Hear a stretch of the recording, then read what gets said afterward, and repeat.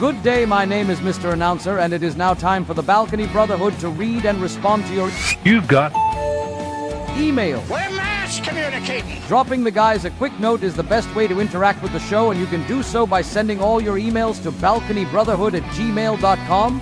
While Confucius may be misquoted here, the quote is still valuable advice. The man who asks a stupid question is a fool for a minute. The man who does not ask a stupid question is a fool for life. Gentlemen, it is time to read your emails. Thank you, Mr. Announcer, and thank you for downloading this mini episode of the Balcony Brotherhood podcast. I am one of your hosts, Tanner Blackart, in the pilot seat today, back from vacation and ready to go. I'd like to thank Mr. Drake and Miss Producer for picking up the slack while I was gone for the last email episode. Your work on the podcast is appreciated more than you can really know. This week, I'm rolling solo with your emails and a take on some life advice that you may or may not need in the future. But first, let's go to what I have on my desk. I just wanted to let you guys know, I think the show is fantastic. I'm really glad that you guys are tackling some really strong issues, especially in today's world. I especially like the episode about masculinity. There's a really important issue there, and I definitely think that we all grew up in a time when masculinity was all around us. But for some reason, masculinity has gone to the wayside. I think if you guys want to learn more about masculinity, there are two great books. One is called King, Lover, Magician, Rediscovering the Archetype of the Mature Masculine. The other book is called Iron John, a book about men. Both are great books to talk about men's issues. I did mean men's issues, not just masculinity, because there are plenty of other men's issues in today's society. Thanks for doing what you do, because I listen every Sunday in what I call my fortress of solitude while smoking my favorite cigar. Josh L., Louisville, Kentucky. Thanks for the email, Josh. You sent this email back a couple weeks, and I'm sorry it's taken this long to get to it, but thank you for the recommendations. I went to that online superstore that originally started out only selling books, but now you can practically buy anything you want, including a shed that could upgrade your fortress of solitude. And I found both of your recommendations on this site. Iron John is a book by Robert Bly, and it's available via textbook, e-textbook actually, for $12.99, and the paperback is available for $14.39. It rates 4.6 stars out of 5 with almost 1,200 ratings. King, Warrior, Magician, Lover by Robert Moore and Douglas Gillette is available on paperback for $6.49, Kindle for $14.99, and a hardcover edition that's going to start at $19.87. This book also rates at 4.6 out of 5, but this book is from 1991 and has over 4,000 ratings. Obviously, two very solid recommendations, and I intend to order the hardback version of King, Warrior, Magician, and Lover because I absolutely love feeling the physical turning of a page of a book. It's relaxing, centering, and an awesome way to spend your cigar time. Thanks again for the email, Josh. I'm sure that anyone who downloads this podcast and follows your recommendations will be very happy. number 2. Our next email reads, can you please explain to me why some cigars make my stomach upset, yet others don't? Is it how I smoke it? Is it the flavor? What am I doing wrong? This is from Austin in Montreal. First, we've gone international, and I absolutely love it. Great questions, Austin. In response, I'm going to answer your question with a question. What is your routine or environment when you smoke? Have you eaten beforehand? If not, that could be a big issue. How many people are around you when you're smoking at the same time? Too much smoke will totally get your stomach weird. It's why the lounges have solid filtration systems.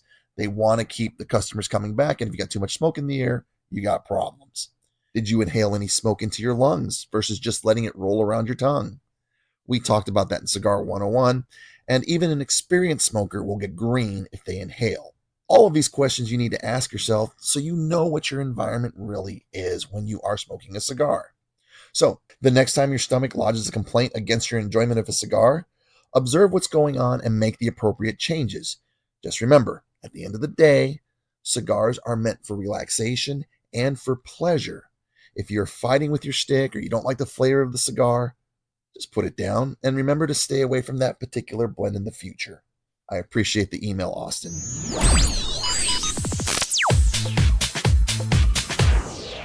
Oh, well, this is kind of neat. Right here in my inbox, Mr. Drake just emailed me something. Let's see what he's got.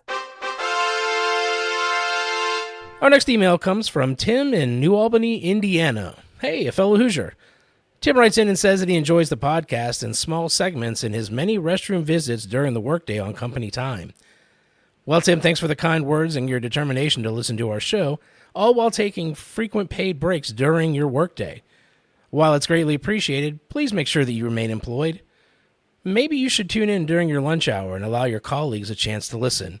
We here at the Balcony Brotherhood podcast certainly hope they are not joining you during your numerous daily breaks. Number 4. Here's another one from Marcus in Chesterfield, Missouri. I don't have any money for an expensive humidor.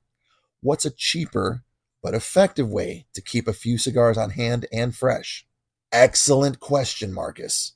I'm going to suggest something that your wife or mother might take some issue with, but I can tell you and promise you it completely works. One word. Tupperware. Borrow, and I do mean with the bunny ears around borrow, a Tupperware container from the kitchen. Throw a couple of inexpensive humidipacks from your local cigar shop. I prefer my humidipacks at 69%. Into the Tupperware container, and then your cigars.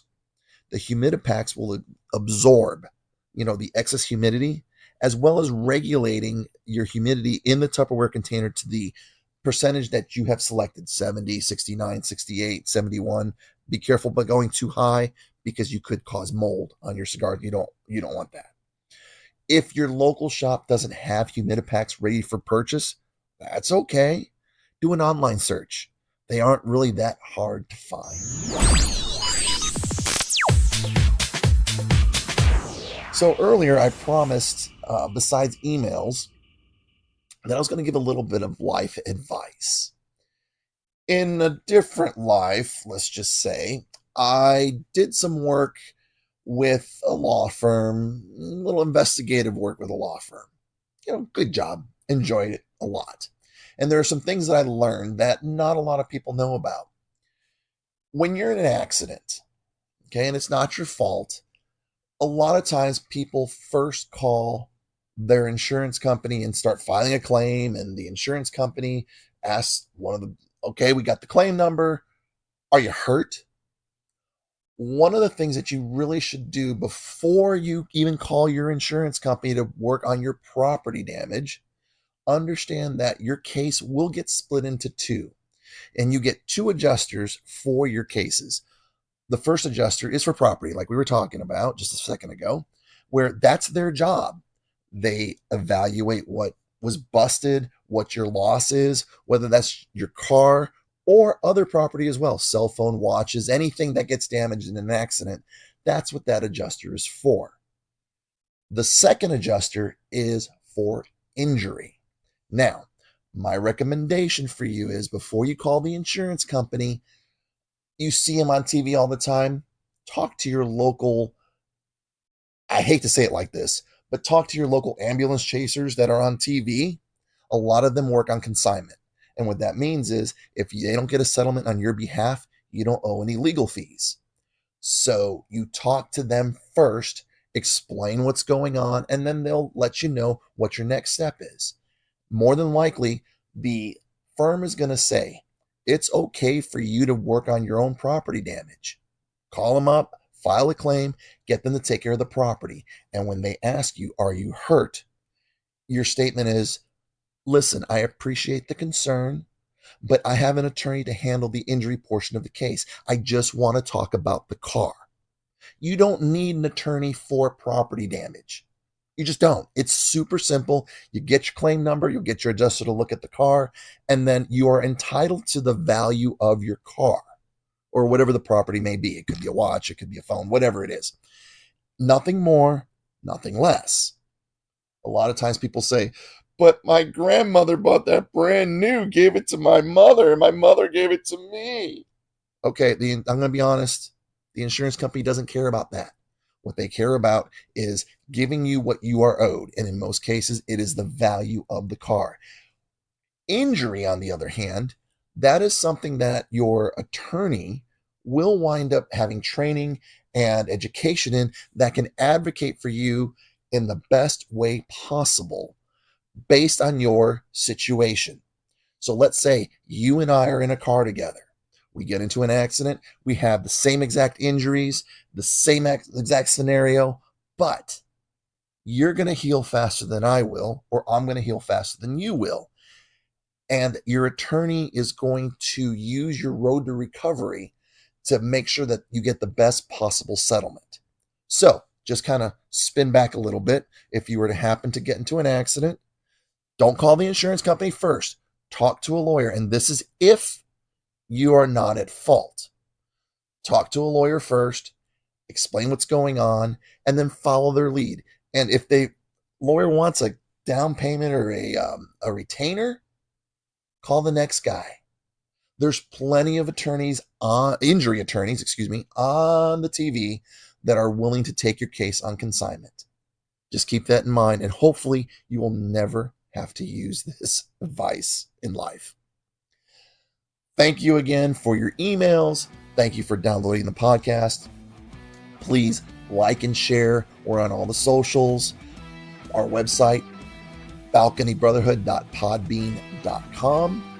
If you want to send me an email, balconybrotherhood@gmail.com. Don't forget that next Sunday at noon, our next episode will drop. This one is about depression, mental health, and battles of the mind that men deal with. Thanks again for tuning into this episode of the Balcony Brotherhood podcast. I'm Mr. Blackart, and I look forward to speaking to you next week. Thanks for listening to this bonus mini episode of the Balcony Brotherhood podcast. Encom and Whopper have had a hand in bringing you today's show, and they reserve their respective trademarks. Like and subscribe on your favorite podcast platform to be informed when the next episode drops. My name is Mr. Announcer, and until next time, cheerio and Hakuna Matata. You're listening to the Balcony Brotherhood podcast, where men are men and nothing else.